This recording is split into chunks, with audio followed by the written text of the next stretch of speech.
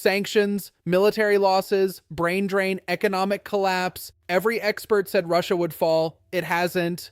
The war in Ukraine is now in its 5th year. Russia has lost over 1 million soldiers. It is still advancing.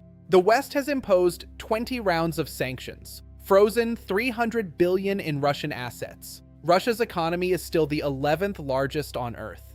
How is Russia still standing? And what does the answer mean for the rest of the world? By the end of this video, you'll know the real answer, and why it should worry every democracy on the planet. Russia is the largest country on Earth. Here's how large. Russia's surface area is bigger than the planet Pluto. Russia spans 11 time zones. When it's midnight in Moscow, people in Vladivostok are already having lunch the next day. In 1240, the Mongols burned Moscow to the ground. They ruled Russia for 240 years. Russia absorbed it and rebuilt. In 1547, Ivan the Terrible became Russia's first Tsar. He expanded the empire east into Siberia.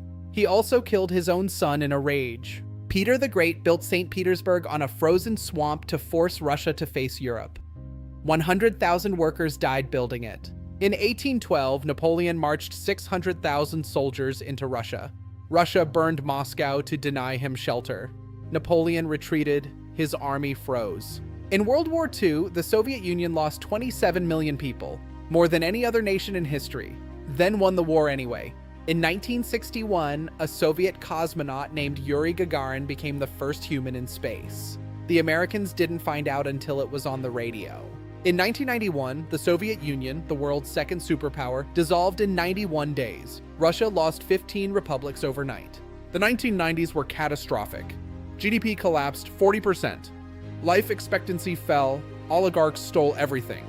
The state barely functioned. On December 31st, 1999, Boris Yeltsin resigned live on television and handed power to a former KGB officer nobody had heard of, Vladimir Putin.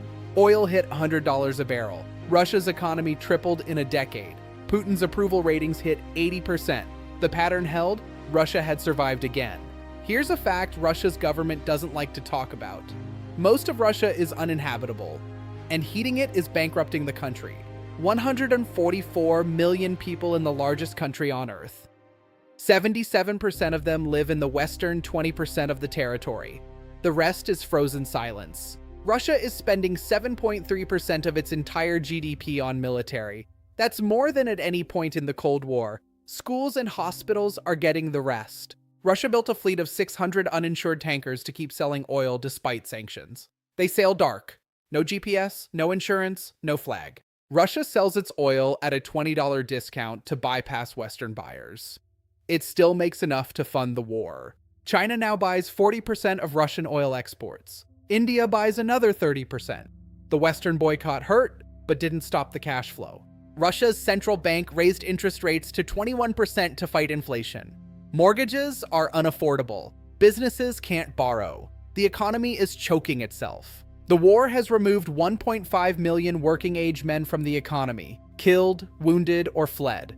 Russia has the tightest labor market in its modern history. GDP is growing at 1%, barely above stagnation, but military spending has no ceiling. Something will eventually give. Since 2022, the ruble has lost 25% of its value. Every Russian savings are worth less than 4 years ago. They just can't say that publicly. Something new is happening in Russia in 2026, rolling digital blackouts, political arrests, and public pushback against Putin for the first time. Putin's approval ratings are declining. Russians are voicing despair. The war is in its 5th year. People are tired. Putin served in the KGB for 16 years, including a posting in East Germany. He learned how to read people, control information, and survive. In 1999, apartment bombings killed 300 Russians. Putin blamed Chechen terrorists and launched a war. His approval went from 2% to 80% in months. Putin leveled the Chechen capital Grozny in 3 months. The message to every Russian region was clear: do not challenge the center. Russia's richest man, Mikhail Khodorkovsky, was arrested in 2003 and jailed for 10 years. Every other oligarch got the message immediately. In 2014, Russia annexed Crimea in 3 weeks. The West responded with sanctions. Putin's domestic approval hit 89%. Sanctions actually helped him. In April 2026, Russian authorities raided one of the country's last independent publishers and designated the human rights group Memorial as extremist. Putin has now been in power for 25 years, longer than Stalin, longer than any Russian leader since Peter the Great. Here's what they don't teach you. Tetris was invented in Moscow in 1984 by a Soviet scientist on a government computer. He wasn't allowed to profit from it.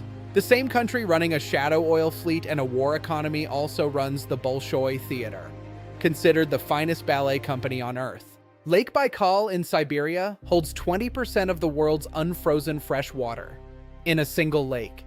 It's deeper than the entire North Sea. Moscow's metro stations were built in the 1930s as palaces for the people. Marble floors, chandeliers, Soviet mosaics, 2 billion rides a year. The Trans-Siberian Railway is the longest in the world. One journey, 5,772 miles, 8 time zones, 7 days.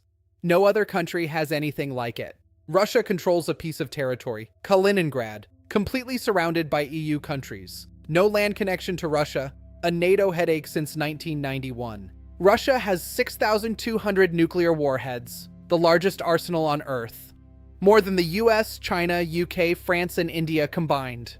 This is why nobody invades. Here's where it ends. Either a negotiated ceasefire that freezes the conflict, or Russia takes all of Donetsk and rebuilds for the next war. Russia survives the war but emerges economically crippled, isolated, depopulated, dependent on China, a wounded bear, not a dead one. Or the discontent building in Russian cities reaches a tipping point, not a revolution. Russia doesn't do clean revolutions, something messier. Russia has been burned by Mongols, frozen by Napoleon, torn apart by revolution, and nearly destroyed in World War II. Each time, it came back. The Russian state always survives. It is the Russian people who pay the price, every single time. 1.5 million Russians killed, wounded, or fled. A generation of young men. For a war that hasn't ended and hasn't been won. If Russia survives this, fully sanctioned, fully isolated, every authoritarian on Earth learns the same lesson. You can invade a neighbor and outlast the outrage. Russia is not just a war story, it's a test of whether the international rules-based order still means anything at all. That's the bigger picture. If Russia finally makes sense to you, hit like. It took a lot of research to make this one. Subscribe to The Bigger Picture and hit the bell. Next up, the country that's been at war with Russia's neighbor and still exists, Iran.